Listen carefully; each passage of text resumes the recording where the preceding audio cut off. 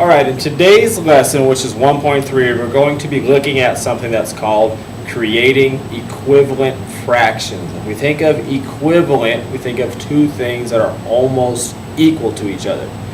So, we learned a little bit about fractions in the first week, so let's look at a fraction right now. And as long as I can multiply and divide, I'm going to be able to create equivalent fractions. So the fraction I'm going to start off with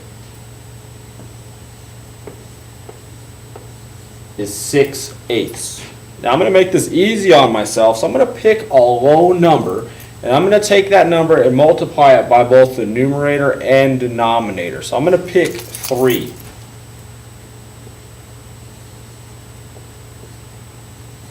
Whatever I multiply the top by, I have to multiply the bottom by.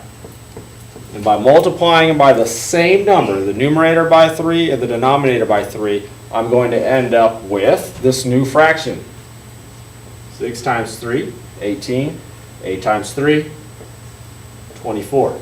So one way to find an equivalent fraction is by multiplying the numerator and denominator by the same number. In this case, I picked 3, and I ended up with 18 over 24. Now there's a second way of doing this, and that's by dividing. So I'm going to take 6/8 again.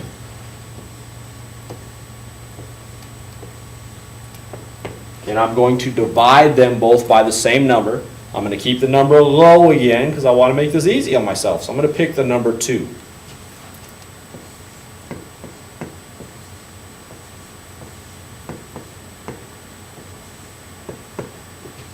I know that 6 divided by 2 is 3. 8 divided by 2 is 4. So now I have another equivalent fraction to 6/8, and that is 3/4. Now one thing you want to keep in mind when you're doing this on your own is you need to divide by a number that can go into both of these numbers. For example, I can't divide this by 5 because 5 won't go into 6 evenly and it won't go into 8 evenly. When I do multiplication, on the other hand, I can multiply them by any number I want, and I should still make an equivalent fraction. The last step we're going to look at for section 1.3 is simplifying a fraction. And simplifying a fraction is simple to do. Now we just learned that in making equivalent fractions, we want to divide the numerator and denominator by the same number. And we're going to do that when we simplify. So if I'm looking at 12/16, I want to choose a number that I know can go into both of them equally. So what if I take, let's say, the number 4. I know that 4 goes into 12 3 times,